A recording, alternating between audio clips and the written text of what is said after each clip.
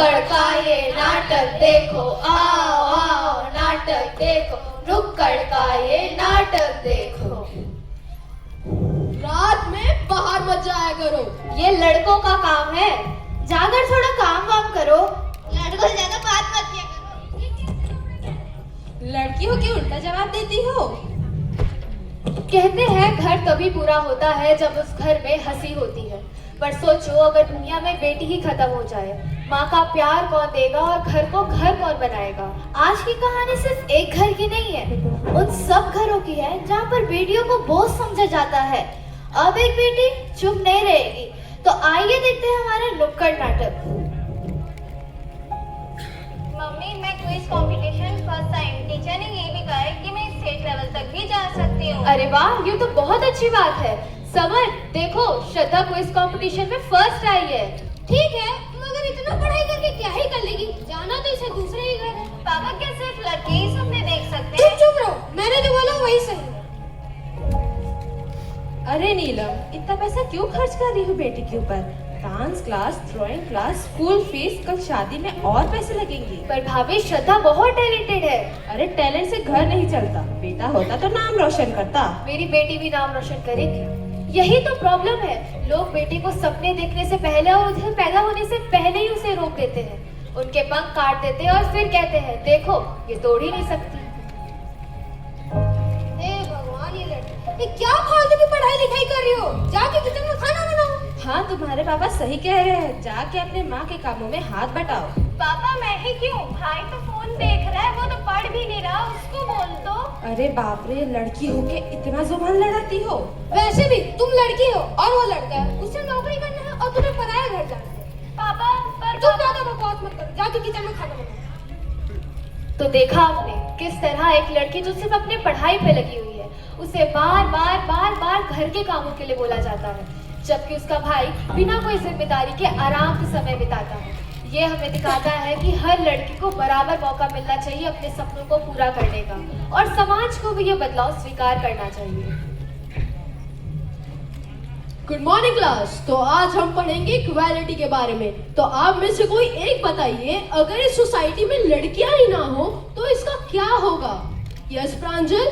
Sir अगर society में लड़का ही ना हो तो सोसाइटी टूट जाएगी, क्योंकि एक लड़की सिर्फ एक बेटी नहीं होती, वो फ्यूचर की डॉक्टर, साइंटिस्ट, सोल्जर और एक माँ होती है। Excellent Pranjal, you are doing very great. पर सर दुख की बात तो ये है कि आजकल लड़कियों को घर की इज्जत बोलने लगे हैं, पर उन्हें जीने की आजादी नहीं दे रहे हैं। मैंने क्या गलत किया? मैं बस पढ़ना चाहती हूँ, मैं अपने मम्मी पापा का नाम रोशन करना चाहती हूँ, पर हर जगह एक ही बात सुनने को मिलता है, लड़की हो इतना मत सोचो। एक बेटी जब रोती है ना तो सिर्फ आंसू ही नहीं गिरते, उनके सपने भी टूटते हैं।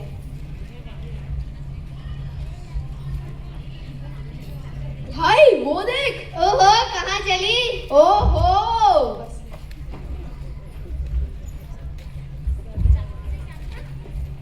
अरे श्रद्धा बेटा, आज तुम स्कूल नहीं गई?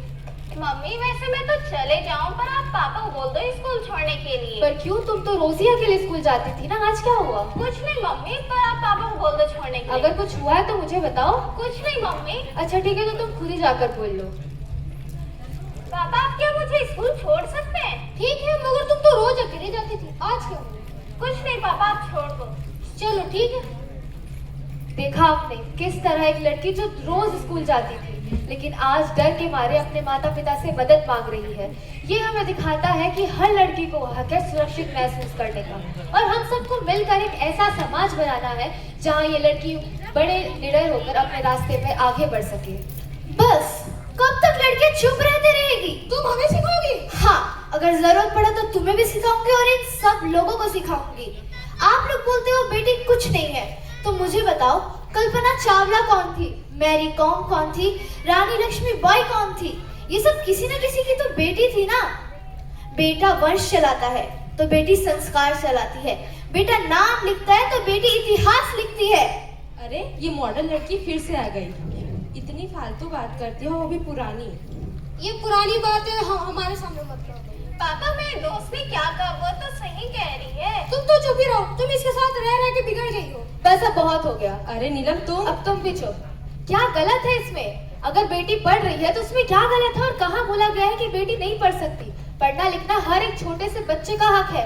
तो श्रद्धा पढ़ रही है तो उसमें क्या गलत कर रही है? और अगर प्रांजल बोल रही है तो वो क्या गलत बोली? रानी लक्ष्मीबाई सब तो किसी ना किसी की बेटियां ही थी ना। अगर उन्हें भी ये कहा गया होता कि तुम लड़की हो, तुम्हारे बस की बात नहीं, ये लड़के करते हैं, तो क्या आज उनका इतना नाम होता?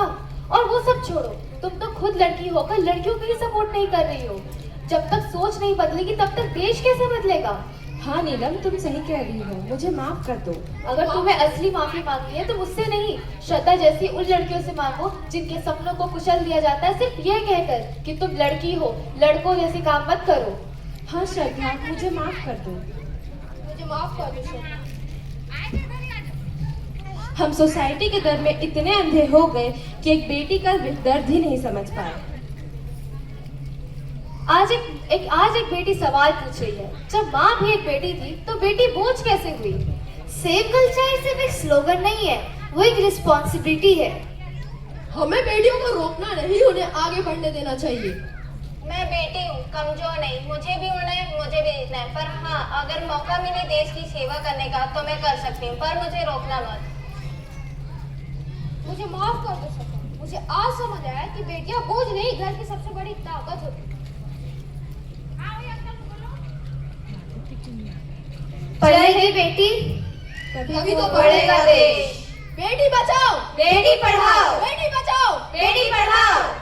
जय हिंद, जय भारत, जय हिंद, जय भारत, जय हिंद, जय भारत।